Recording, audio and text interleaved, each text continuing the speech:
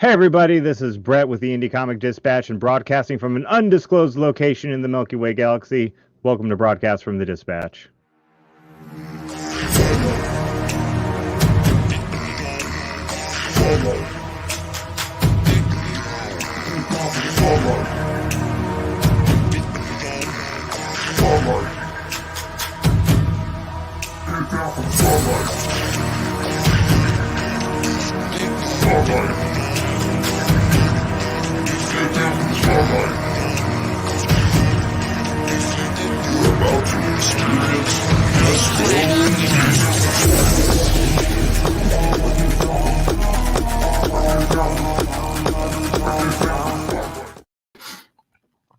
Hey, good evening, Tier. What's going on, Brett? How you doing? I'm doing good. How are you tonight? Doing you all got, right. What you got in your glass? Oh, actually, I'm drinking a and nobody laugh at me. It's a sour. It's a beer. It's a sour. I'm not laughing. I got introduced to those not too long. Oh, Tier, hang on. I don't know what I did. You kicked me off. All right. I know. I have no idea how. Man, that's some Game of Thrones stuff right there. So yeah, I got introduced to them not so long ago. So kind of been digging them. Yeah. I order them from this company called Tavor. Yeah, Tavor, if y'all hearing this or watching this, you could be a sponsor. Exactly, you can be a sponsor. So yeah, they're dope though, but you can get all different types of beers from them. So this is the one I'm drinking tonight, and I'm holding on for my I have a stout, a chocolate raspberry stout that I'm saving for Saturday. I'm looking forward to that. Yeah, that sounds delicious. Yeah. Well, I have my tried and true scotch this evening. Can't go wrong with that. Actually, tonight, left over from my Saturday night celebrations of our new president. Nice, very nice. It's a good celebration. Don't let everybody hear you though. No. Half of them it's not. Yeah, I don't think they follow me anymore.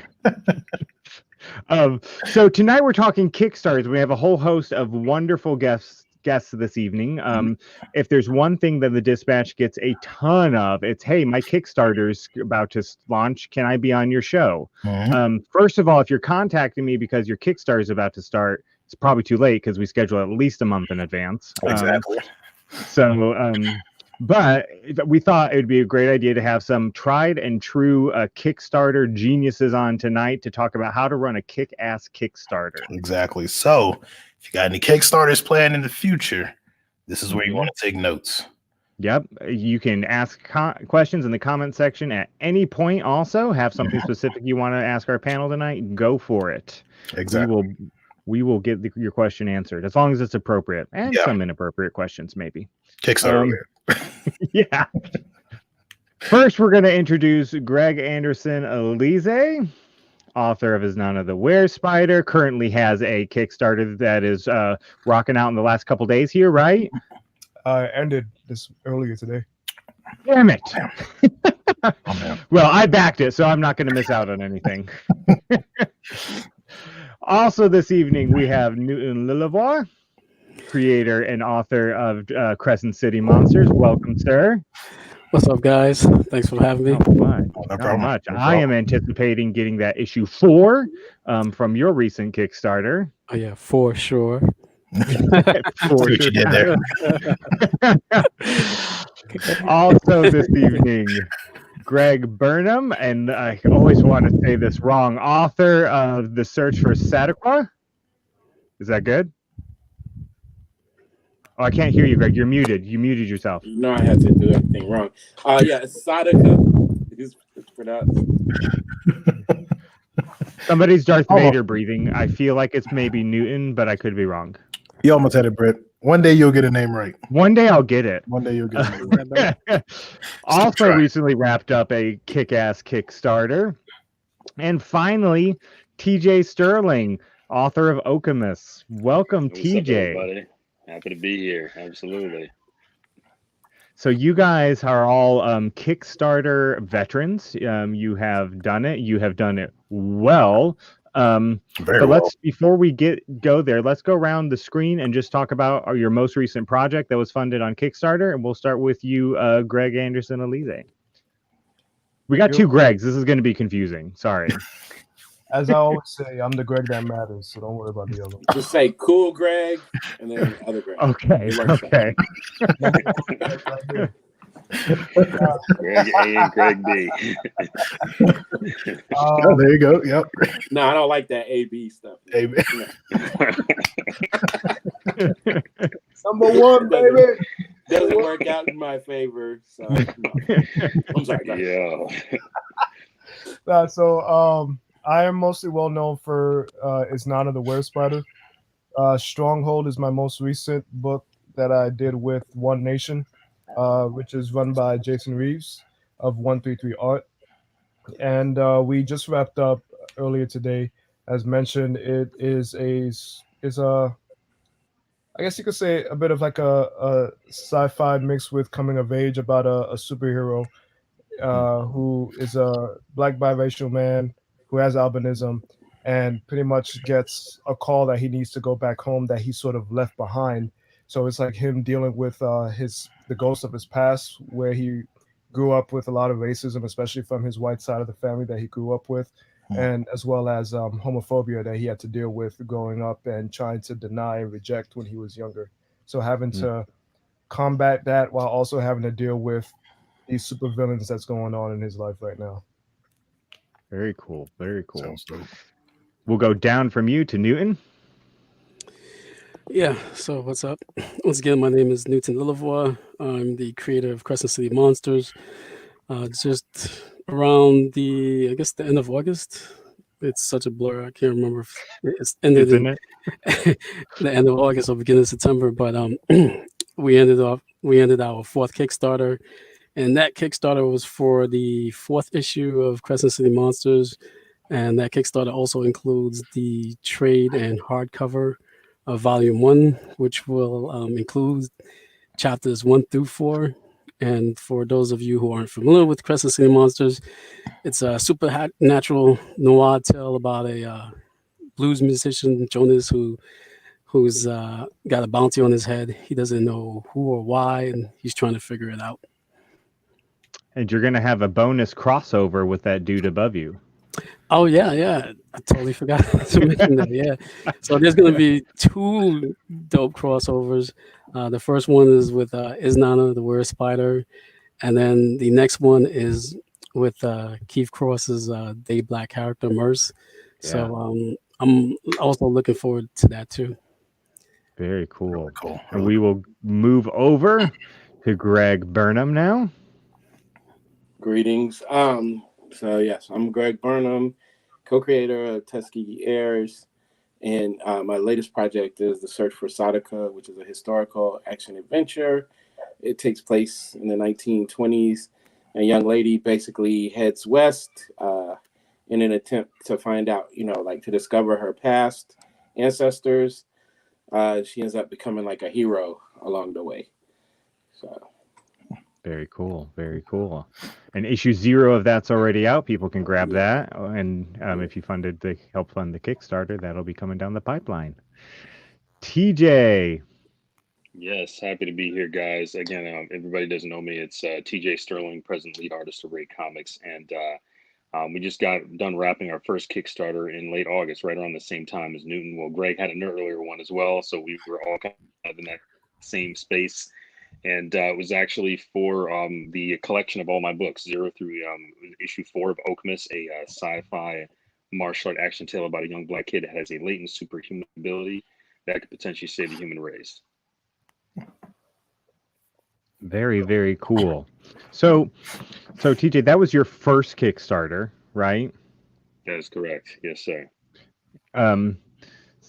Which is interesting because you killed it. You had built such a following there. And Greg Burnham, this was your first Kickstarter for Sadaka. Did I say right? Yeah, actually the second. So I did one, for last year. I did the one for issue 0. Awesome. Very cool. Very cool. So let's kind of go around just to kick off. What was one thing that you guys learned from your first Kickstarter All you guys can answer this, but that you didn't realize or you didn't know, or that you really think other people before they launch their first Kickstarter that they should know. Who wants to take a first stab at that? Listen to Greg Burnham, man. This dude knows his stuff. I'm just, for real. He's one of the first people that talk to me. Oh yeah, do this, do that. And I'm like, note writing. I'm writing these notes down. For real. I think like with Tuskegee Airs, which was crazy. Like we ended up raising $74,000. We were just trying to get 10,000, but it went viral. It totally went out of our control. But even with that, like stuff that I learned from that one about like shipping, like accurately putting in your shipping. I'm like, it's gonna be $5. It'll be cool. And you need to account for shipping and any of your rewards. Like you should be added. I've seen people go as far as like go to the post office and weigh their different rewards. But I've seen so many times where people barely get enough money to ship out whatever their like everything that they're trying to do. I've seen people that have had to come out of pocket to ship, and that kind of defeats the purpose. So I would always say account for everything, because that's the one thing that we learned. Luckily we raised a boatload of money, but I still was like calculating like, oh, I did this wrong, I did that wrong, and because efficiency is key there. It's not that you want to be trying to make like a ton of money off your Kickstarter, but you definitely don't want to be in the red like before, by the time you send everything out, you definitely don't want to be paying out of pocket. So I think it was David Crownson who was on the show talking about his first Kickstarter and how he had to wait for his income tax return to come in to finish sending stuff out because he just didn't figure out the shipping right, and that's what it came down to, was the shipping. Shipping's always a beast. So you have to figure that part out. Quickly add to that stamps.com, they give out free scales. Well, I mean, you pay for the shipping on the scale, which is like $10, but if you get a scale anywhere else, it's $40-$50, and that just saves your life right there, because you can obviously weigh all your rewards at home, the weight. Then let's say if you're using something like stamps.com or ShipStation, you can add those weights in and the dimensions, the where it's going, and it tells you what that price of that stuff is right there. And it's pretty easy to just like print your labels and then you're done. You don't even have to go to the post office. That's awesome. That's great advice. Stamps.com. Free scale. Newton, I saw you on mute. Oh man. Yeah. So just to answer that question, the one thing that you could kind of say caught me off guard in terms of my first Kickstarter is just the experience itself. Being in Kickstarter mode, constantly like on that grind of like getting people to pledge, and all of that starts even before the Kickstarter project, right? At least 2 weeks out, you're trying to get people to interview you or go on podcasts, get articles written about your upcoming Kickstarter, and then once the Kickstarter begins, it's like this mindset that you have is that you're constantly grinding and you're watching the numbers inch up to get to your goal. It all has this big psychological effect on you. So that was like one of the biggest things that surprised me about my first Kickstarter. Yeah, I've heard that like running a Kickstarter is like having a full-time job. Yeah, a job and a half. And you think about like a couple of years ago, every pledge you got a notification for. So it's like my phone, and I'm sorry, I'm only gonna say this real quick. My phone like died like in the middle of our Tuskegee Airs Kickstarter, so I had to go get a new one. And like as soon as the guy activated it, my phone just started bzz, bzz, bzz, bzz. And he's like, "Are you famous or something?" I'm like, "Hell no, man! This is the craziest month of my life." Man. That's fantastic. I love that. Oh, man. You are famous, Greg. You are famous in indie comic world. Yeah, man. Greg Anderson Elyse, what did you learn from your first Kickstarter that maybe you didn't expect? On top of everything that was mentioned already, especially the shipping, I would say maybe there was an advice some people gave was try to put the minimum as your goal, and nah, don't do that. Like you have to accommodate as well for not only just the printing, but you got to think about the fact of okay, how much of these rewards gonna is gonna take, even if people don't end up pledging for those rewards, you still got to try to accommodate, like a sort of base of if this amount of people got this reward, how much should that be added into the goal, as well as the fact that Kickstarter takes a Kickstarter fee as well. And you might think, oh, it's only this and this amount of percent. But then when you actually see that percentage at the end, you're like, what the freak? And then there's the drop pledges in the last minute as well that people don't know about when they first starting, which can be from losing hundreds of dollars that you were excited to get to thousands of dollars. And I'd say one thing that I dead ass just lost my train of thought a little bit. Chime back in whenever you remember. It's fine. I just want. Oh, you got it? Yeah, I remember. It was stretch goals. A lot of people come up with stretch goals and they just think, oh crap, like I'm excited, I promised this. So there's people who tend to overpromise something and they can't really fully deliver when the time comes because they didn't really take into account how much money those particular stretch goal would be, especially if it's a physical stretch goal that you're trying to give every freaking person who pledged. Good luck with that. And I just had to chime in on that percentage because it equals up to about 8% of your is what Kickstarter takes, because there's a processing fee and then there's their percentage, right? So if you need like 10 grand, you need to be shooting for 11. You know what I mean? Because they're gonna take like $800 off of that. So it's something that I try to get people. I had a friend recently launch incredibly low goal. And I'm like, you're not going to be able to, like, if you just barely meet your goal, you're going to pay out of pocket, like in so many ways. You know what I mean? So definitely stuff to really, look at. Very good, very good. E4, we're going to get to fulfillment later, so remind me to come back to E4's comment on Instagram. Keep listening, E4. Yeah, stay there. No one leave. Stay in the chat.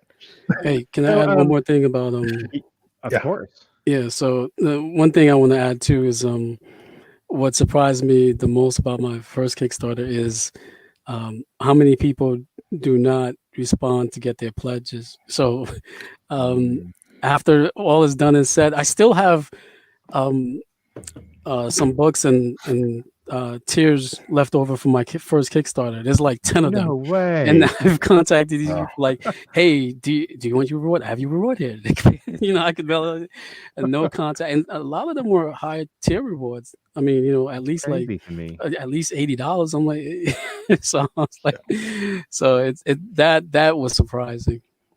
That surprises me too, because I'm always the one, like, as soon as that reward hits my inbox, I'm responding, like I want my rewards. Yeah, same. That's because crazy to me. When I back at Kickstarter, it's because I want it, like I want it. So I think what we saw was that there are like a lot of people who just wanted to support. They don't even know how Kickstarter works. This weekend, I was in Louisiana. A dude I went to school with, he pledged $500 to the Tuskegee Airs, like the Kickstarter, never responded to a survey, never anything. I was vending this weekend at my friend's barbershop, and he came and he wanted to buy stuff. And I'm like, no, man, like you get everything free. And he was like, I didn't know I was supposed to do anything. I thought I was just, helping. Donating, so you kind of like a GoFundMe.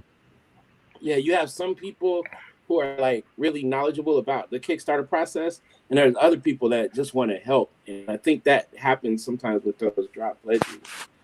I mean, not drop, but where they drop pledges is different.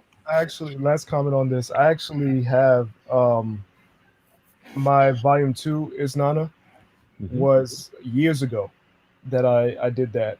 And what was it? A few days ago, I finally got somebody who responded to their survey. And it's like, are you freaking? It's like, finally, after years, and this book has been out for years now, I finally got a survey, responded for their address and everything. And I'm just like, yo, are you serious right now? Yeah, That's hilarious. I want you to go out gonna during the echo. pandemic. I was definitely going to echo that sentiment. That I feel like a lot of folks who are just supporting our movements, they don't necessarily understand the Kickstarter platform. So even checking their email or remembering what their password was, like little simple stuff that we frequent Kickstarter all the time, so we know it. So it's like I found myself over explaining to a lot of people like how the platform works and how they're supposed to get the reward. I mean, because a lot of folks even too think it's like a shop, and then it's not necessarily like a shop. It's it's seed money to bring something to life. So the over explaining thing is like a real thing for sure. Very cool. So let's talk about pre-planning then. That's kind of the stuff you learned. How far out should you be pre-planning? I had somebody contacted me. He's like, I think I might launch Kickstarter in like a week. And so can I get on your show? I was like, hey, well, is your Kickstarter ready to go? Like, he's like, oh no, I'm gonna set it up tonight. I was like, no, that's not the way it works, my friend. So how far in advance should people be setting up their Kickstarter, building their campaign out, building those reward tiers, and then booking publicity that like you talked about? I've got my next 10 Kickstarter already planned out, pages set up. No, but you should. I was about to say, damn, that's prepared. Yeah. No, I'm just kidding. But no, I think the sooner the better. I mean, in fact, I was talking to this one guy a month ago, and he's already planning his Kickstarter out. That's going to launch in October. I'm like, wow, okay, that's pretty impressive. Now you don't have to go that far out, but you should at least, I would give it at least 3 months out, so you have enough time to get the word out, let people know through social media, through your emails, because with algorithms and social media, people don't always see your posts. Also with emails, the open rate on emails really aren't that high. It's like 15 to 20%. So you have to keep lucky. So you have to keep, if you're lucky, if you have to keep sending out emails, and you have to have enough lead time to get on podcasts and interviewed for on certain websites. So I would say at least 3 months lead time.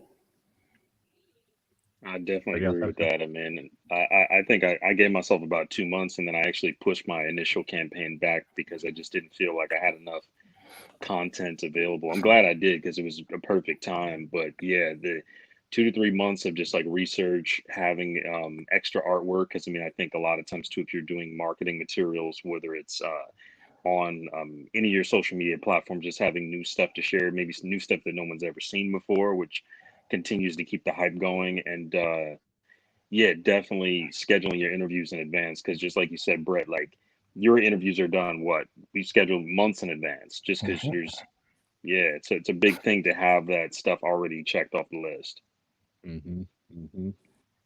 I think so if you have like following like these fellows here do, you know what I'm saying, it could be less time. Whereas if you're launching a new project, I don't like when people put like a time, like I'm going to launch this on this day or else. You need to check to make sure you have like some wind behind your back. Like what kind of following does your project have? So even though I had Tuskegee Airs, when I took Sadaka on tour before the first one, I had posters and, every convention that I was at, people are like, okay, who is this? And then you get to tell them, you get to herd them to your Facebook page or Instagram, wherever. And so it's like it's really about like the level of awareness that you have. Like we see it where people launch too early, and they think, that theory, if I build it, they will come. I created a dope comic, so everybody's gonna love it, right? But a lot of people might not even see it. And no matter, I've noticed this, and I'm sure you guys have too. Like Greg could post something of his, and he might get like 100 likes on his Facebook page, and I could share that same thing, and I'll get like 3. Because I think Facebook, I think this social media, they have a way of curbing and limiting what gets shown. So you need to have like a bit of a following. And second of all, like you got to really do that beta test where I put my project in front of people and see if they're even interested in it. You know what I mean? Those are huge things like to do. So until you feel confident that you have like a following and that people are clamoring, you may want to sit back. You might get your goal. You know what I'm saying? You might hit, like if you set a $4,000 goal, you might get that 4,000. But if you wait and build up on the front end, that 4,000 could turn into 10,000 or even more. So that brings up a couple things for me. Actually, were you going to say something? Go for it, man. too. So like me, like I love marketing. I was just on a podcast talking about it. So like it leads into that, both what all of you were saying about your Kickstarters and everything, and how you put so much into it, and you bring in new products, and you get on podcasts, and and all this other stuff. So as far as the marketing, how hard do you think individuals should go? Because I think that a lot of individuals, like you were saying, they'll say, oh, well, I got this dope comic, everybody's going to come and get it, but no one knows who they are. No one's seen the work. No one's really following them. They might have, some friends here or there who might be pushing it, but how hard do you think they should push? Do you think, because like for me, like I push heavy on Instagram. I don't push too heavy on Facebook because it never floats for me over there. So I stay to Instagram. But like how hard do you think folks should be pushing as far as this marketing thing for their products prior to launching the Kickstarters? Go ahead, Greg. As hard as they fucking can, bro.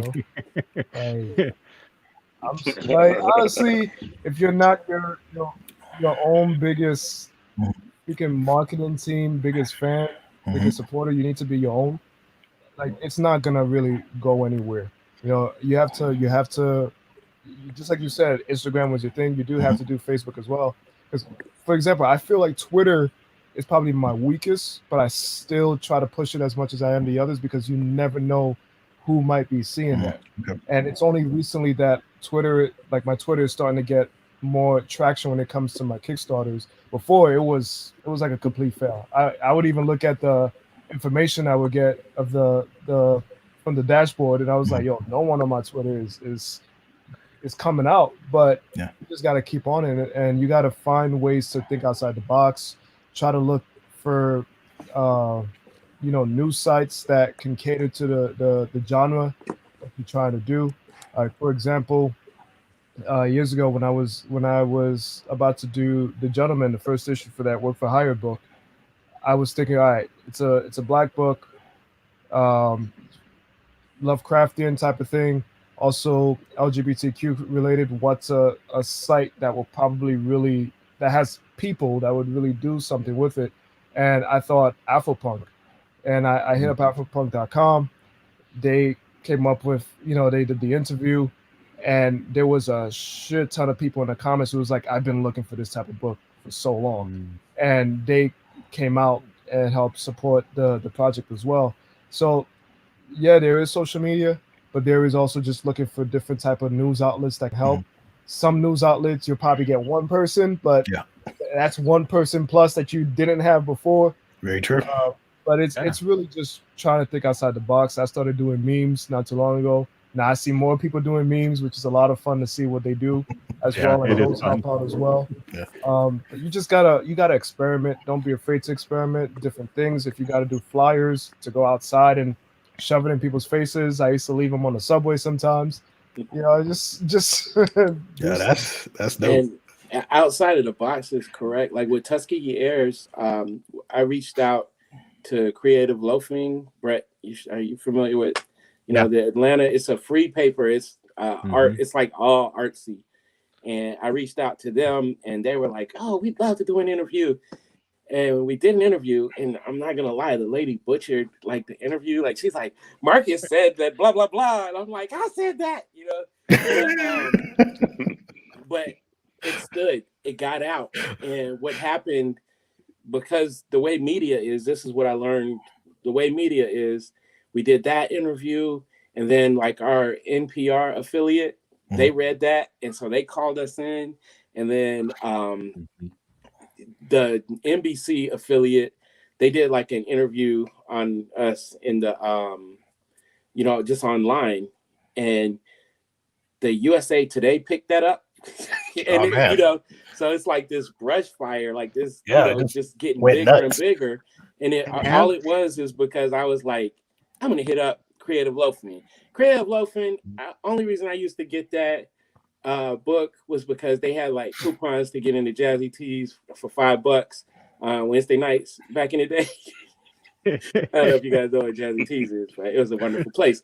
But the point is, it's like I never really, used that book like that. But outside of the box, it was like, let me take a stab.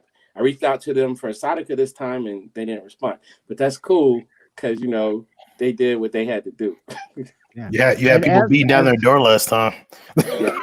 As somebody who works in marketing for my day job and does press and stuff like that for an organization, let me just say, put together a press release for your book and send it to people, because you never know when that's going to get picked up. There's small local papers that will take it, print it, and then somebody at a bigger paper or media outlet will see it. Do a press release. No, I think too, with a lot of it, like a lot of people ask me questions and stuff, and I tell them all the time, and pretty much what all of you have said up here, you can't have fear. I think a lot of people are afraid to show their book to people. They're like, oh, somebody's going to steal it. And it's like, if you want it out there, you have to show it. People have to see what's going on, So I'm going to pop this up real quick from Brian Wyckoff Lambert, friend of the show. How much has the lack of a con season hurt Kickstarter promo? What do you guys think? Has it? I've seen Kickstarters just being on fire right now. Yeah, I think a lot of them have done better. Yeah.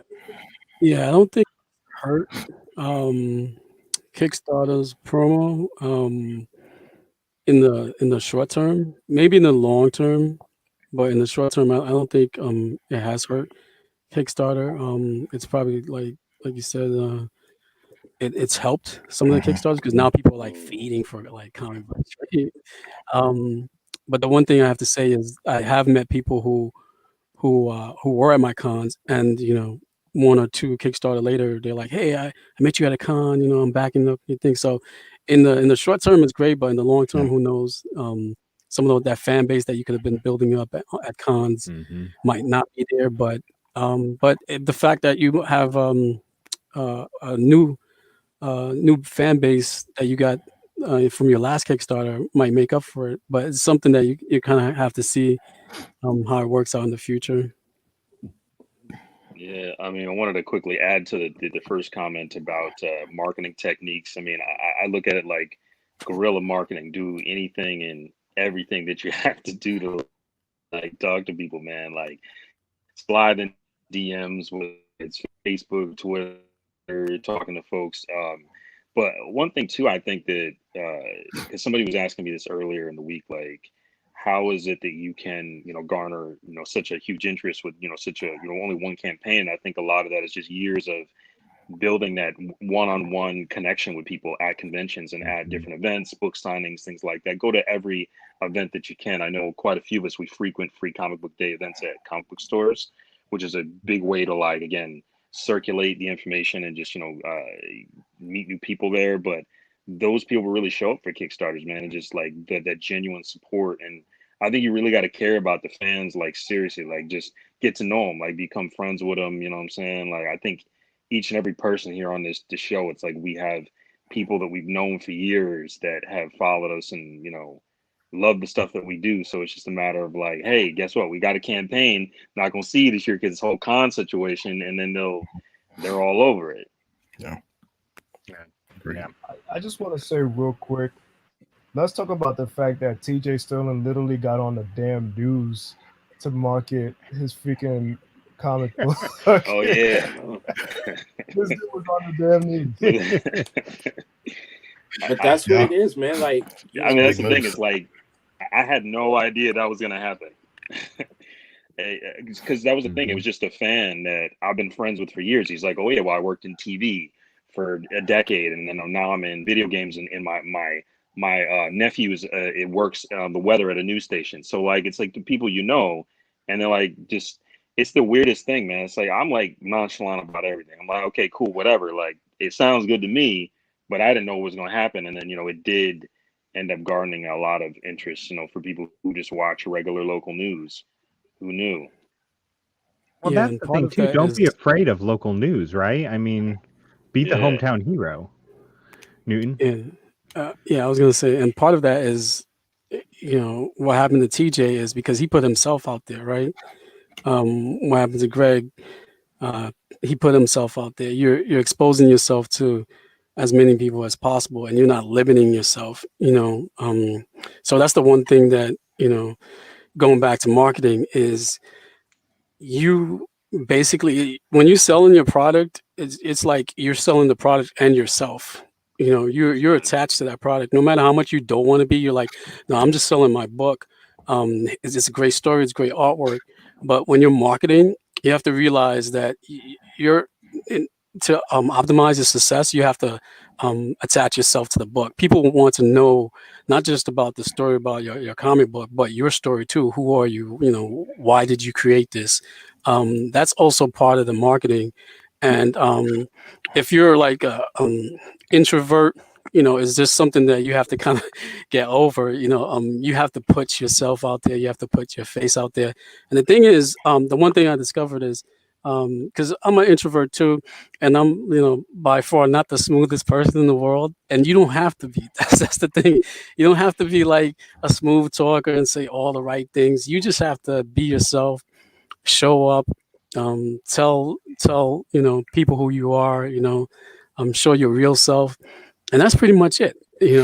So don't be afraid to expose yourself while you're marketing. And just back to that Kickstarter thing, we've seen like these Kickstarters getting these huge payouts without the convention scene. There's a lot of people.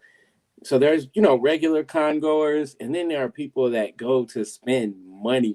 I had a lady that we see at New York Comic-Con every year. She's cosplayed one of our characters, all of this. She hit me up like in July. She was like, hey, you got any Kickstarters or anything happening? And I'm like, yeah, she's I got freaking one. to spend that money. Yeah, she's like, bet, because I'm just gonna spend what I would have spent at your table. I'm just gonna spend it on your Kickstarter. And I'm like, cool, because she's been dough, you know what I'm saying? Yeah. So it's like on that end, a lot of people who are itching to support, because they look at this stuff like it's a sport, man, like really trying to support and hold us down. And so those people are coming. Like Newton said, we are missing out on creating those new fans, but I think it's helping. We're learning how to build. I think everybody here is learning how to build a stronger base to where you can keep your stuff rolling without the cons, and that's just going to make us stronger. Yeah, when cons start back. Yeah, because I know this year for myself, since the cons kind of dropped, I've been using my lives as my own kind of personal cons and everything like that. So like I'll try to go live, at least once a week. And at one point I was going, every Monday, my Monday and Tuesday I was doing it. And I noticed it was, building people and stuff like that. People who hadn't heard about it was coming across. So that's another thing folks can do too if you're worried about the cons. Use your lives as cons, because I mean, you're showing your face at cons, so you can show your face digitally. Kind of still get the same thing, I think. But And we're a little over halfway through the show. I'm going to take this moment to talk about Big Distro. We are big supporters of Big Distro here at the Indie Comic Dispatch, and we're going to show their ad.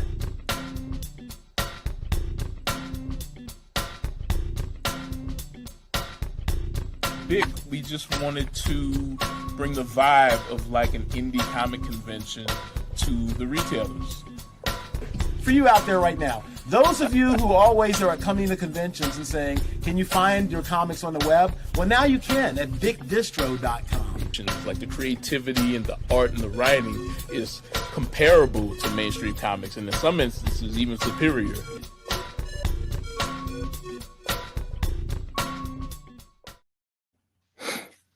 Black Indie Comics Distro will distribute to local comic book stores. They, I think they're full on creators right now. They're looking for more comic book stores to distribute to. But you know, if you talk to your local comic shop about them, if you want to see more cool indie comics in your comic shop, doing big things over there. They're doing very big things. Yeah. All right. So let's talk about reward tiers for a moment. Now that we're jumping back in, do you think they ultimately matter? And if they matter, how so? Yeah, I mean, just because I was talking to lots of friends of mine who've done Kickstarter campaigns and just like, what do you guys want? I was talking to my friends at comic book shops. Hey, what do you guys want? And they're like, oh yeah, I'd love a tier for like comic book shop, just something that where it's like discounted like you would normally go into a store. And that was pretty dope. Like people really got on that one. Having a print and digital tier, like the two combined is a killer too. Because I was thinking, oh, you can just get, I don't know what. This is before add-ons though. Like I think now the add-on feature is really dope on Kickstarter. It's perfect. So but not every campaign gets approved for add-ons. So correct. Yeah, that's what I was gonna say. So having that on there too is also pretty helpful. Mm-hmm. Yeah, I think trying to come up with creative ways to structure your tiers is something that you should also always explore in each iteration of your Kickstarter. Like one of the things I did for the last Kickstarter was I was like, okay, I'm gonna focus only on books, because previously I would have like prints, stickers, little postcards or whatever. But then I said to myself, you know what, for this Kickstarter, I just want to focus on books. And the reason why I did that was because I figured, okay, in terms of packing, it would be easier, right? Because all you're doing is packing books. And in terms of shipping price, right? You can, if you only have books in your packages, you can mail everything out media mail, right? And media mail at the most from here to Hawaii is like I think $5 at the most, right? So so I was like, okay, then I can offer inexpensive shipping to the tiers that only had books. So I have some higher tiers that contained other stuff besides books, but most of the tiers I had was just book related. So that helped out a lot. I think the tiers can also help just pretty much figure out what merchandise helps you. Because I feel a lot of people, they definitely go into Kickstarter mostly just thinking about, I need to get my book out. But when you start thinking of creative ways that you can attract other people, you realize there's people who love t-shirts. Yeah. There's people who actually love prints, and they'll definitely, it's different type of artwork they can stick on their walls or something. And from there, you can get a cool assessment of, all right, so maybe if I print a bit more of this, maybe I can sell it outside of the Kickstarter at cons, or even on my website. What would gravitate? What appealed to people doing the Kickstarter? So, and there's been a lot of stuff where I've seen other people's Kickstarters, and I think, dang, I don't see the point of ever doing that for myself. But then I see crap ton of people want that one thing, and I'm just like, people want this. And it's like, okay, maybe I should actually consider that. It's definitely something to think about. There's definitely times I'm with Newton. I just want to focus on the book because it's just even mentally and physically easier for me to deal with, which is why I feel over time, if you've noticed, I've had less and less different types of rewards as my Kickstarters go on. But I'm still trying to find ways. All right, even though I want to do the bare minimum, what's still something cool that people would like? Yeah, so I've been yelled at because people be like, "Why are you adding all this stuff in?" Well, one of my friends, he's like the Tony Stark to the crew. and he's all like he can produce like the stuff that I need. What I do, because I think the rule, and I might throw this number out, it may be wrong, but I know it's close. I think they said that 75 to 80% of Kickstarter pledges are going to be like $25, right? So if I set like a book tier, you know, like 20, like this time, I think if you got number one, like the first issue and the new issue, that was $25. So I sold like a ton of those. And then I had some people with the 30 but the majority, I feel like 80% of my backers, maybe more, got either digital or strictly books.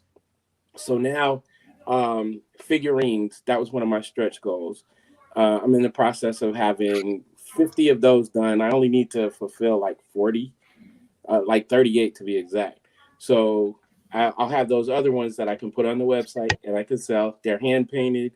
So, you know, I can sell them for a decent amount, as well as I've already had some people, you know, that didn't even pledge to the Kickstarter that are like, let me get that. I still sell dog tags from the Tuskegee Airs, you know, from that I got, because I got like a crap load of them, you know, in that Kickstarter. So being able to take, you know, put in the order, you know, you put that into your goals. So, you know, it's accounted for. So even if I only need 10, you know, t-shirts, I can order 40, you know what I mean? So it's kind of a way to get the revenue going on the other side. Now I do understand, you know, just wanting to send out books because shipping can be painful. Luckily I have some adult children who, you know, are unpaid labor for me. My brother, I got a crew of people that'll help me because that fulfillment thing is a beast, man. It is. But you know, I feel like it comes because, you know, you kind of have a little bit of residual income if you do it correctly. Right. So like with rewards too, because I've heard like from different people. Because like for me on my Kickstarter that I did last, I had a one strictly for digital. And someone told me, like, why are you doing it just a digital tier? You know, that's giving them the easy way out. And I'm like, but there's some individuals who, you know, live overseas and they might go through crap, you know, just to get a book to them. So that's the reason why I do digital. So what do you think? Like for me, like the digital tier, like my digital tiers always hit hard. They always do pretty well, like better than what I think. So for y'all, do y'all recommend, put that digital tier in there to help folks out? Yeah, there's people that want to support, and guess what shipping costs on digital? Nothing.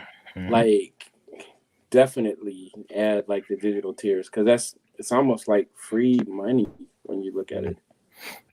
Yeah, and consider the fact that there's a lot of people who just moved on to digital reading, period. Yeah. They don't buy physical books anymore. Yeah. So that's a whole market that you're trying to say no to. Yep. That you can get a whole bunch of money for it. And as Greg said, it is like free money, you know, because they don't have to, you're not paying to print more. Yeah. You're just sending the link out pretty much. So that's, to me, it's a smart thing to just do. You know, a digital thing. Sometimes you can even do a digital pack of other books that you have on digital. Mm-hmm. Sometimes you can get different creators on board and say, hey, can I do like a digital pack with your work? It's similar to mine. And you could do like a whole sort of like indie type of thing. And you attract a whole bunch of people that way. Cool. Absolutely. Yeah, it's definitely a no-brainer. Exactly. Have a digital. Because I know, like for me, like just do it.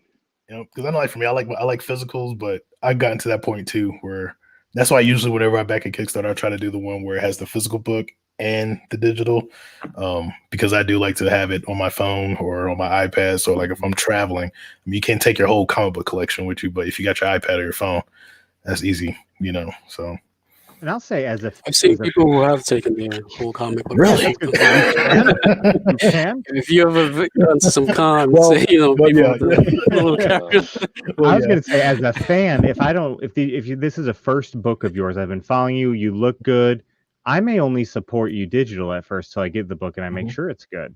and then your next campaign, I'm all in, you know. E4 Comics says, so for one physical book, what tier would you put that on? I think that may be like, how much money would you charge for that? For one physical book? It's up to you. Like, I've seen Kickstarters where people were offering like 20 pages, but they put it for 25. A lot of people are just going to give that amount. I think it's based on how many pages that you. Yeah, Craig's laughing. But I've seen things, man. I seen one. Yeah. I don't want to say names or anything, but there was one this summer that I don't think a lot of people read the fine print. I pledged, and then I went back and read the fine print, and I was like, I'm glad I read it because I'm gonna be mad as hell when I get this book, But yeah, it's up to you, but I guess it depends on page, like how many pages you have in a book. But I wouldn't do like a standard 20 or 30 page. I wouldn't charge 25 for that. Yeah, you guys.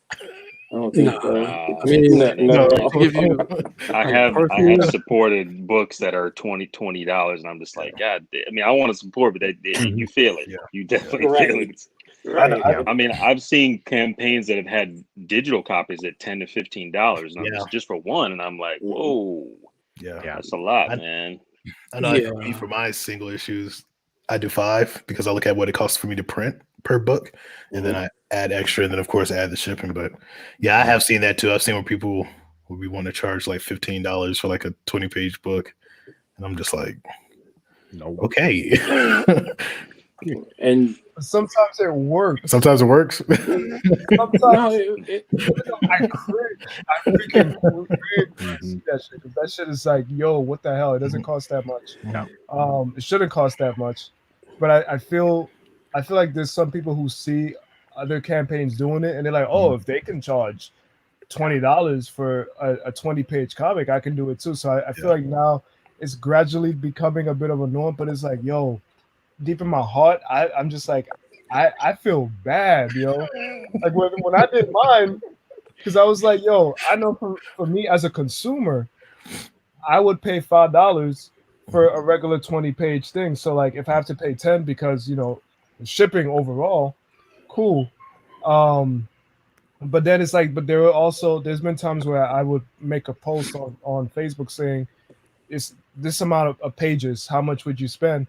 And there are people who would literally say, oh, I would spend 20, 25 just to support you. And it's just like, even though I don't want to charge you that much, but I'm gonna say, all right, cool.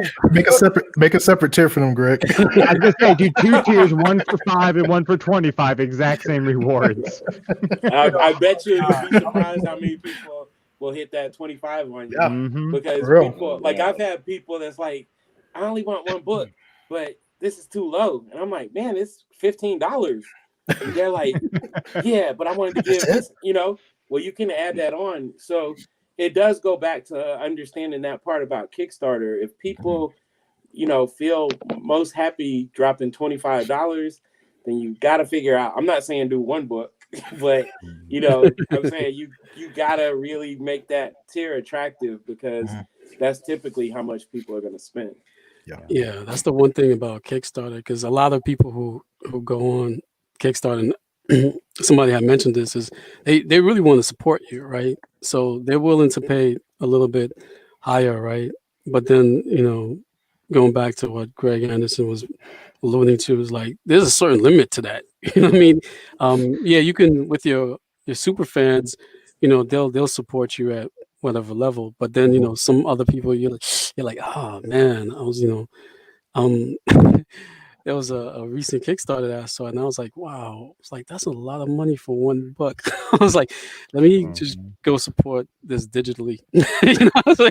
I was like, even the digital was expensive. I was like, okay. I was like, all right, but yeah, so yeah, there's a limit to it. There's an art to it. So because you're not just pricing for just your super fans, you're also pricing for regular folks out there too. So it's a balancing act, but if I had to personally throw out numbers just to kind of like answer the question, like if I did a typical, I don't know, 25 to 32 page comic And book. he did clarify. He said, "What about for 34 pages?" So apparently his book is ready to go at 34 pages. For 34 pages, to me, there's no difference between a 25 and a 34 page book.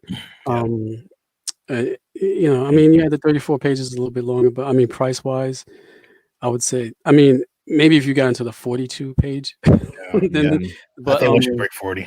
Yeah, you should price it about the same. So I would say like, a $10 without shipping, $10, $12, fine, I would say I as totally a agree. fan, if you're gonna go for that $20, $25, have some extra digital rewards in there. At Yeah, least. yeah, that includes digital. Yeah. Mm-hmm. Yeah. That was like the one tier that I found out that was like the top one for me, the physical and the digital. Like if you do that, it helps out a lot. Because you feel like you're getting extra when, I mean, you're really just sending them the PDF of what you're going to print. I mean, but as a consumer, you feel like you're getting that bonus. They are getting a bonus. They can carry it with them on their cell phone. They are. Fair. Don't do that. That's true. Like it's almost like you get the first look because for the most part, the digitals go out Very true. before the physical. Very true. Yeah, so I think it's in a way sort of like, I get first time access to this. What they do. So I think that's another way of looking at it. So let's talk book finishing. Do you guys launch a Kickstarter with your book finished already, or do you launch it knowing you still have to finish a book and you need those funds to finish your book? I mean, my books were, I think I was like 98%. Like I was just waiting on lettering. Like that was it. I didn't want people to wait too long, honestly. Yeah, I've done it both. Like Tuskegee Airs, we didn't have the book finished. We were actually just starting it. That was a mistake. So, learn from that. Last year when I did Sadaka, I had the book finished like when I launched. So it was really a matter of once the money comes in, I'm shipping them out.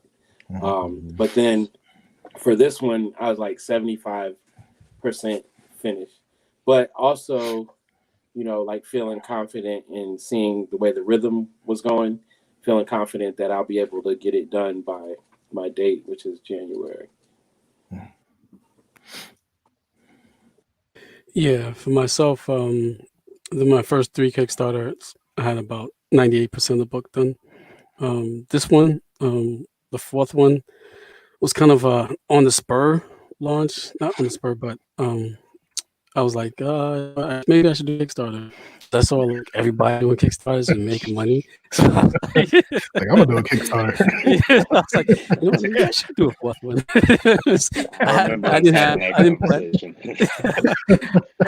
I didn't plan on doing a 4th Kickstarter. So my book wasn't really finished. So I was like, I'm about halfway done. I was like, all right. So this time I was only about halfway done before I launched the Kickstarter. I think it depends on the book, honestly. I feel like it depends on the book, depends on who's on your team as well. If you trust that they can hopefully get it done by a certain time. The first 2 is Nana Kickstarters that I did. The books were about 80, I'm going to say like 75, 80% done. Like the main story was. And then when I made enough money where I can get more pages, so that added to a bit of the weight because I ended up putting like a second story in both of those volumes. And I felt with when I did the 3rd one, which was a one shot, I feel like I had most of the pages done, but at the same time, I needed the funds to pay for the production, for the actual production. But we had enough pages that we can show off the designs that we can show off to get some excitement, I guess, at the same time. So I think it depends on that. Depends on the fan base that you have, and again your team, because there's some people you want to promise certain things, but your artist might take a long time or they're working on a whole bunch of different projects at the same time, and so that ends up delaying your thing. But I feel being able to say that the book is majorly done, I think that's a huge incentive for a lot of people to just say, "Oh, cool, I'll support that," because I think some people do feel burnt out from supporting books that haven't even started production yet, and it either takes years to get or they won't get it at all. Yeah. And it's they start feeling away, and then the rest of us get affected by it. Yeah. So, Definitely. so I do have a question. This has popped up mainly because of what Newton said about doing the fourth Kickstarter that he did. Because I know you did the third one and then the fourth one came. So, like, how important do you think it is to ride the wave of those Kickstarters? Like, if you did a successful Kickstarter, how quickly would you say you should do that next Kickstarter to keep, those fans engaged? Because, like, with the indie and us in the indie world, we can't do what Marvel and DC do, crunk them out, every month and everything like that. So, how would you feel? What would you say you should wait before you do the next one? Like, should you ride the wave and do it as quickly as possible, or give it a little bit of time? I think it depends on what kind of books you're doing, right? So if you're doing single issues, personally, if I was bringing out single issues, and if I could, I would have at least 3 Kickstarters a year. But obviously, if you're doing a graphic novel, you probably could do 2 at the most, right? Because I'm not sure of any artist who could spit out 120 pages twice a year. So that's my take on it. I would like to do 4 if I was doing single issues, but aim for 3. And then, because I think at that number, because so Greg said it before, not now, but I guess when we were talking before, sometimes you have fans and they're waiting for your next issue, right? And it takes a year or 2. As an indie creator, you want to keep that momentum, right? Like you were referring to with the question, you want to be able to keep that momentum. People keep saying, "Oh, okay, the next issue." So as an indie creator, you don't need to come out every month, but if you could come out 3 to 4 times a year, you can really build a strong fan base, And if you could keep that consistent, then you're good. Like I said, the graphic novel is a little different, but I guess you could use trades for that if you want to. Okay.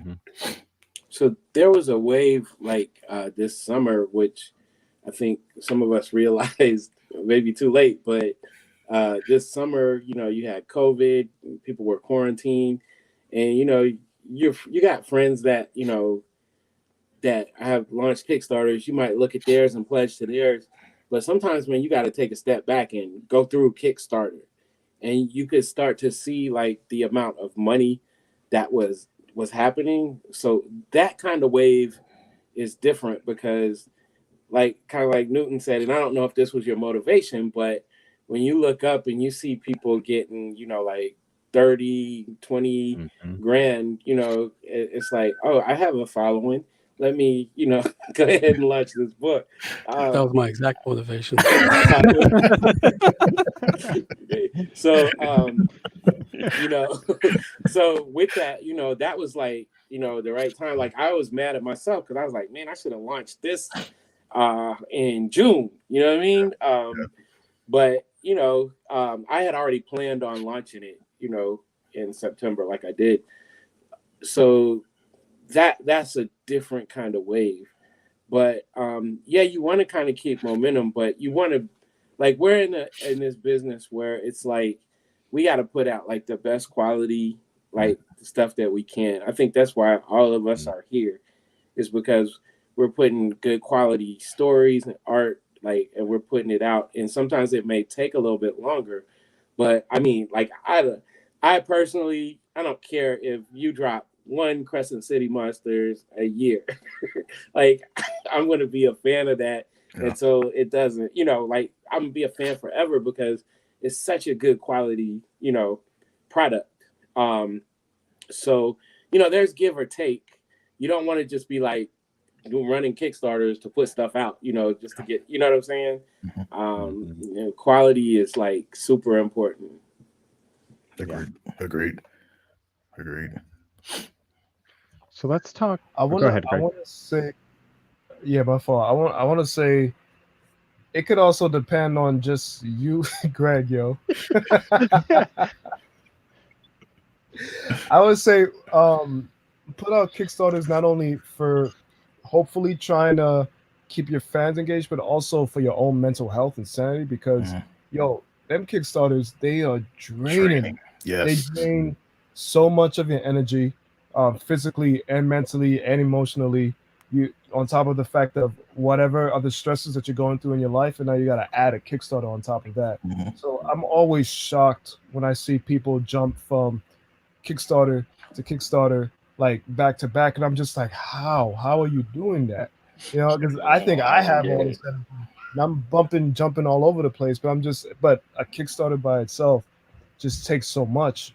You know, I feel like that's why like I have this really weird ebb and flow when it comes to campaigns that I'm involved with. But I can give my all to like Iznana, and then there's times with Stronghold, it's like, okay, I made enough, I can just chill, because it's just like I don't have the mental capacity to just keep going like that. And it's a huge testament for the people who keep doing it, but it makes me think about their sanity and the fact that sometimes, because they're draining themselves, the quality of their books suffer, or the shipment suffers, because then it's like you gotta fulfill all these constantly, and there's people who just keeps trying to throw things at the wall, like, will this stick, will this stick, will this stick, will this stick, and then it's like you have like 10 freaking Kickstarters in 1 year, and then people are going to be asking, where's my fucking book, where's my book, where's my book?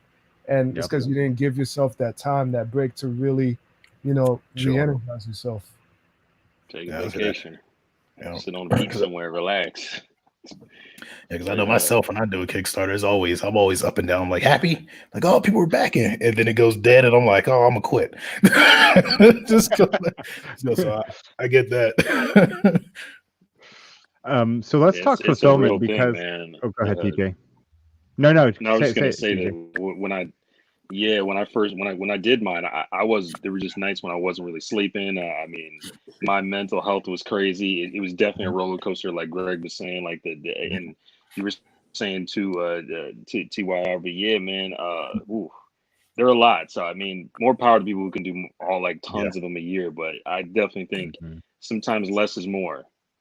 You want to give people like another, like, spread it out too, man. Like, there's so many good campaigns out there. Give people the opportunity to support other ones as well. You know what I'm saying? Absolutely. And just to add on to that, like TJ said, like, spread it out, because you'll have like some like really, really, you know, loyal fans that'll be like, dang, man, because that even happened. I was included on the what is it? Black is the new Noir, or Noir is the new Black. Oh yeah, yeah. I was included on that, so I shared it, and then I had people that was like, "Oh, I got it," you know. And then, you know, a month later or whatever, I'm doing my own Kickstarter, and they're like, "Yo, man, what you trying to do to me?" You know. So it is good to like spread out, and I had to explain that's not mine. I'm just, you know, involved with the project or whatever.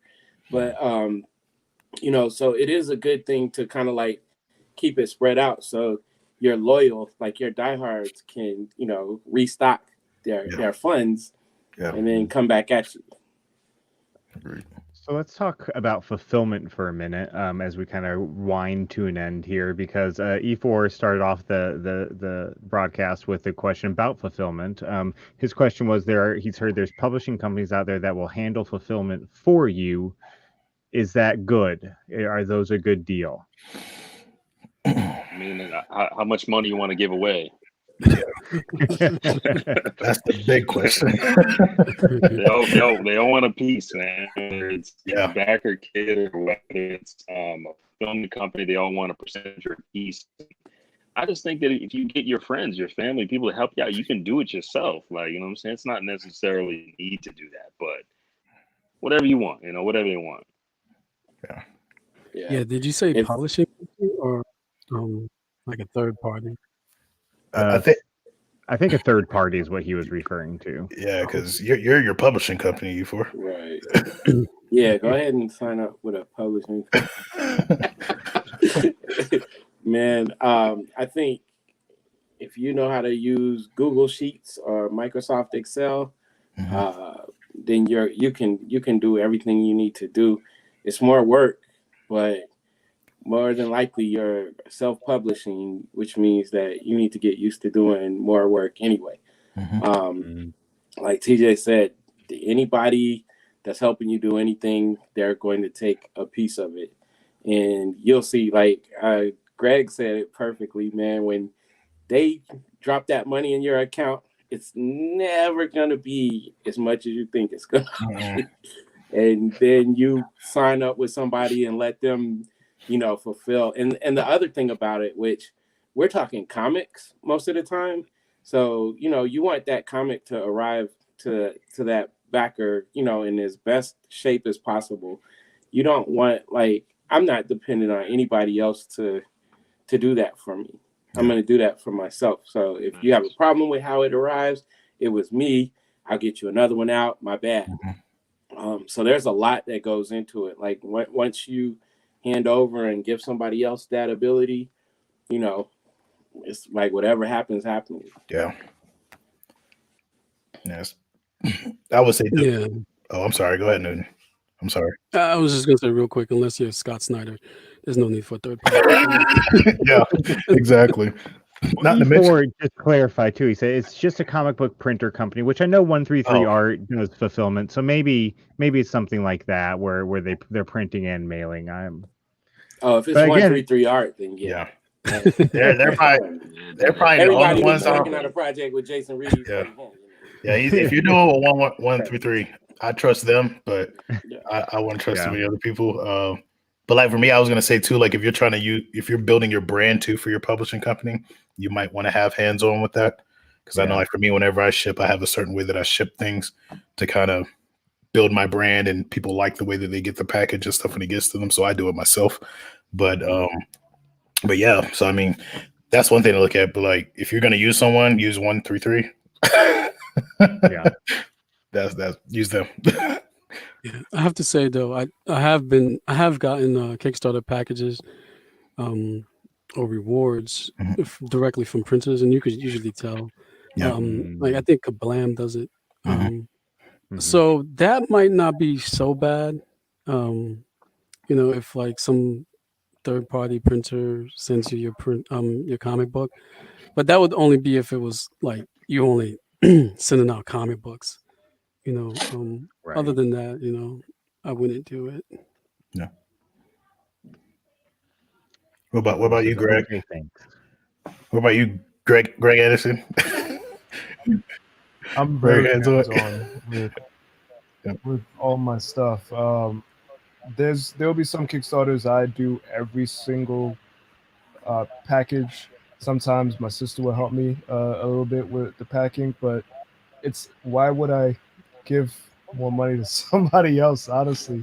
Because it's like I'm already struggling with having to pay for the ship. Yeah. So now I have to pay somebody else to do a job that I can do myself. Sure, it's easier in the long run in the sense of this is a stress I don't have to worry about, but it's a financial stress you have to worry about as well. And it's just I might as well do it myself. I can make sure that the packing is good, it's secure. I'm not gonna get a message from some random backer saying, "Hey, my book, my shirt, whatever it is, my poster messed up," and I was just like, I had nothing to do with that. Yeah. So I'm very hands-on with all that. Yeah, I think that's the hard question to answer. That's a question I wouldn't be ready to answer. Like if I had someone else do it and they were like, "Hey, it's messed up," I wouldn't know how to answer that. So I'll send you a new one. That's all that I can say. But so I agree with you, Greg. Any other hiccups or tips, tricks with fulfillment that you've learned along the way that you feel other people should know, or you just want to keep all those secrets to yourself and be mean?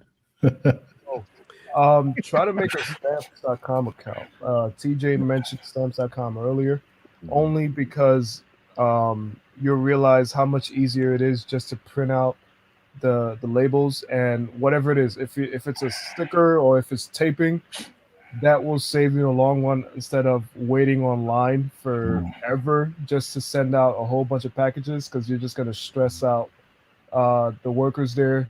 You're going to be online forever as they're trying to see. Look, I guess right there. Yeah, so with his sexy making ass machine over there, man. What the hell? so make an account with them. You'll be able to, and you could. They even have media mail. I know the regular post office website, they don't have media mail for some reason. But when you go to stamps.com, you can schedule a media mail. And sometimes you can even you can schedule a pickup where the post office will come and pick up your packages for you, and then they'll sending out into the post office. So that's definitely something that people should look into. Okay. Yeah, and I want to say, TJ said this earlier, but I'd like to echo that sentiment. Make sure you have a scale and you weigh your stuff. Even if like you're not going to print your comic book out. Like let's say your comic book isn't printed out. Get a copy of a comic book that has about the same amount of pages, whether it's 24, 34, whatever.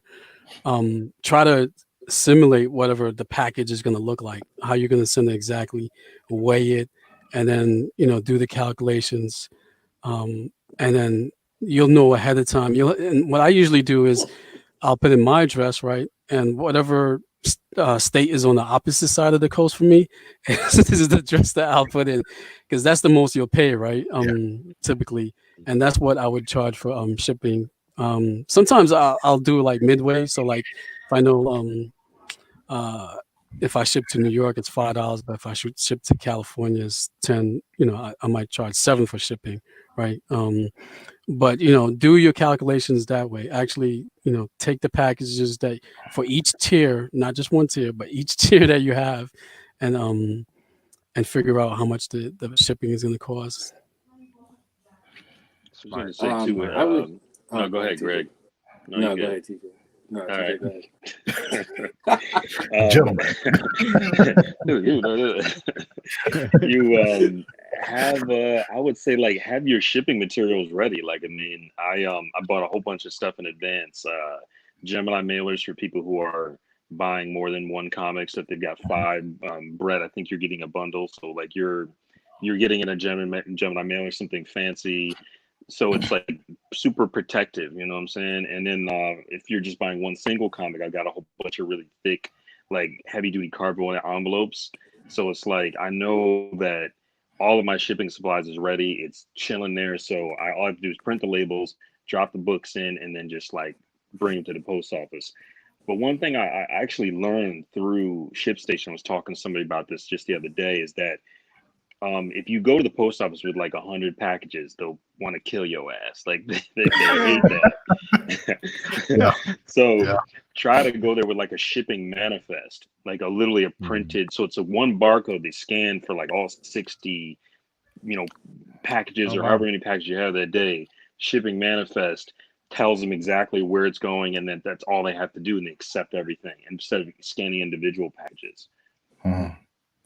That's I just wanted to say that you need to be including something else that I forgot to say earlier. You need to include your shipping supplies in your pledge tiers, right? So if they're ordering prints or whatever, I gotta have that big box. Like you want to include all of that. I buy in bulk. I buy like all my shipping supplies. In Georgia, we have a place called Uline. I don't know if that's nationwide or whatever it is. Yeah. So I can put in a request to them, and I'll have my stuff the next day at my doorstep. But I order in bulk, and I order extra. Just because I get online orders all the time anyway. So bulk for a self-publisher, to me, that's everything. Like everything I order like a crap load of them because it cuts down on the cost per unit. So definitely want to, factor in and buy that stuff in bulk. Okay. I do have a quick question. I know Greg mentioned it. Greg Anderson. So media mail. Can y'all you got okay.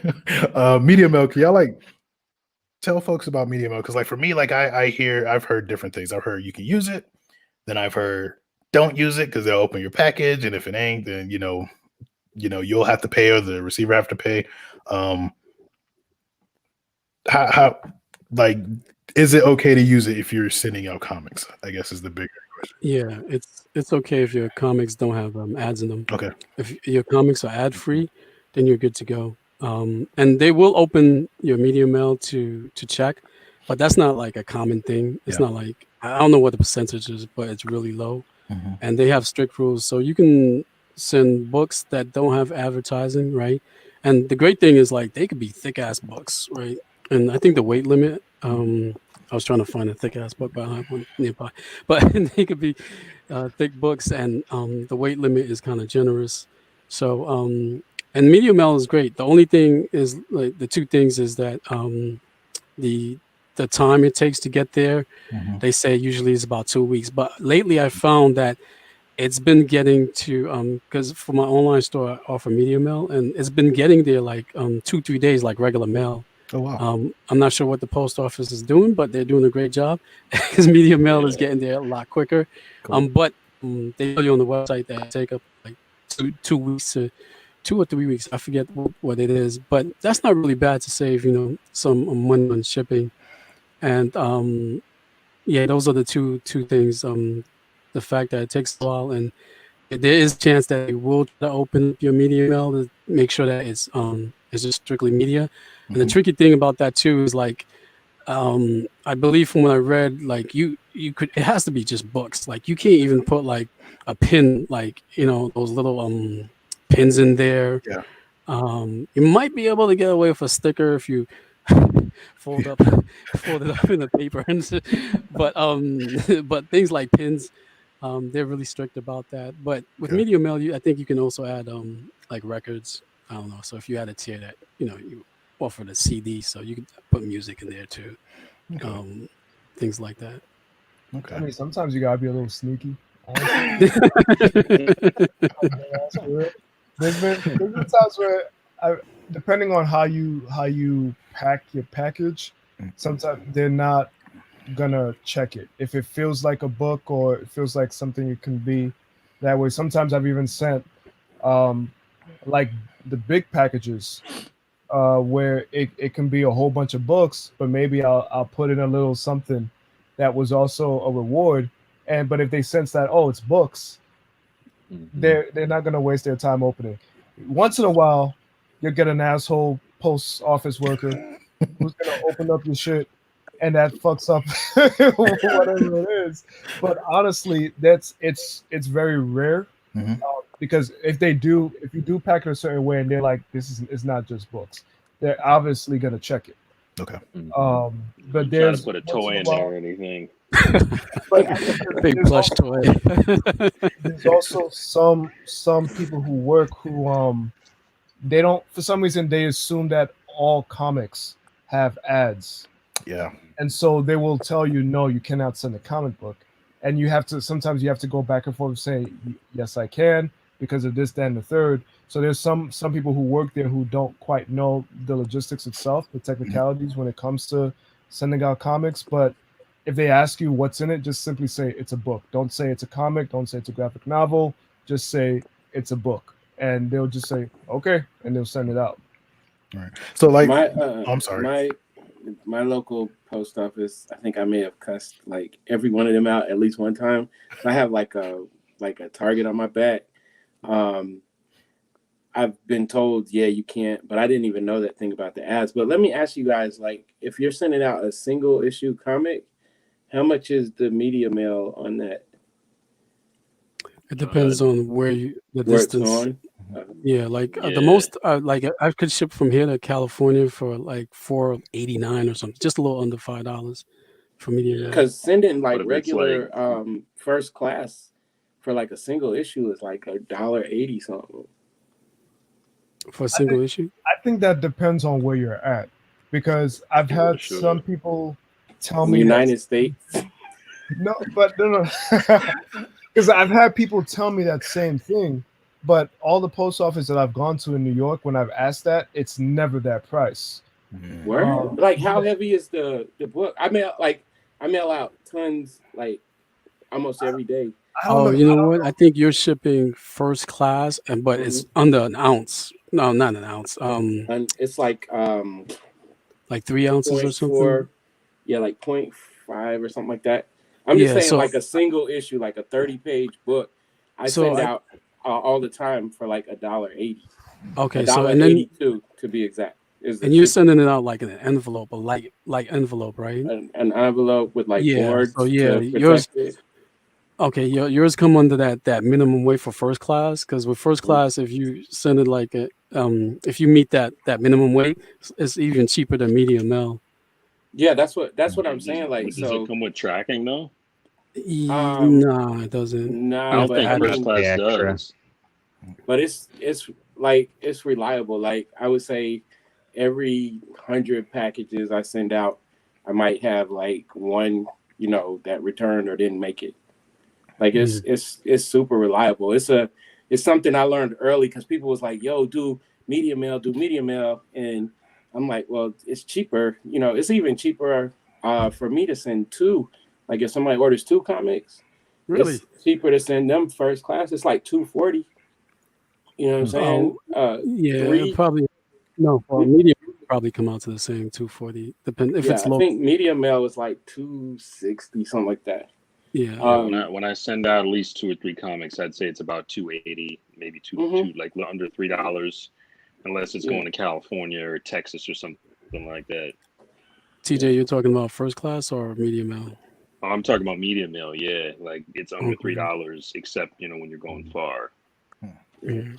So I mean, it's something to think about. Like I said, I wouldn't even joke with y'all. Like, I don't really have a lot of issues with it.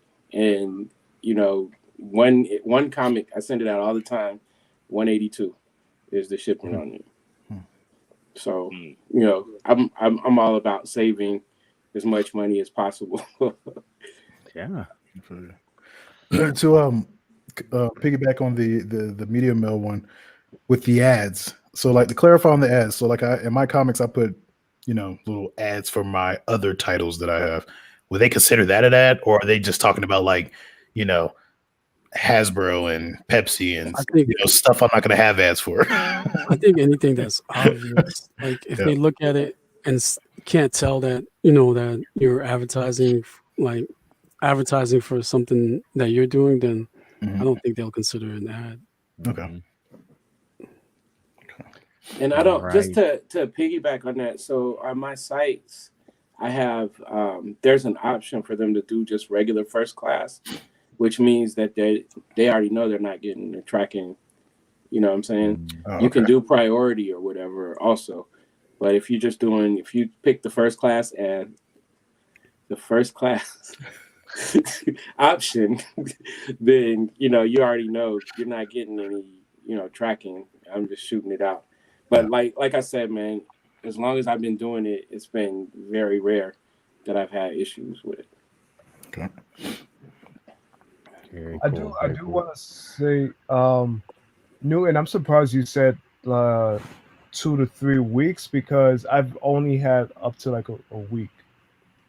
But when I send out, the only time it's gone beyond a week was if I was sending to like Hawaii or something. Yeah, I was just saying that when you go to the website, that's what they say. But in reality, it's usually shorter than that. Yeah. Because I feel like it also depends on the proximity of where you're shipping from. So, I mean, before COVID, if I was sending a package to New York, New Jersey, Philly, it would generally take about 2 days for them to get the books. But if it was going to California, that was a whole full week. It would have to I got a funny story. And if you're mailing your ballot in Nevada, it takes 4 weeks. So it is what it is. You know what's funny? It's still counting, ain't they? No.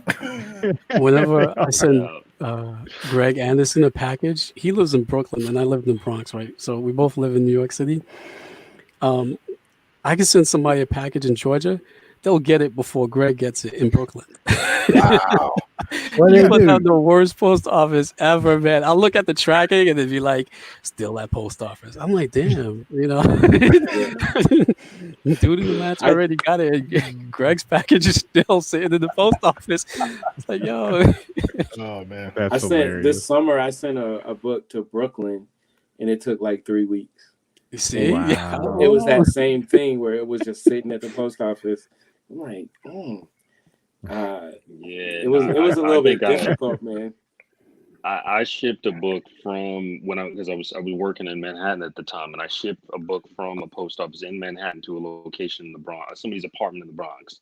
It pings back to Jersey, then it comes back into New York, then it goes to the Bronx, and it still didn't get to him.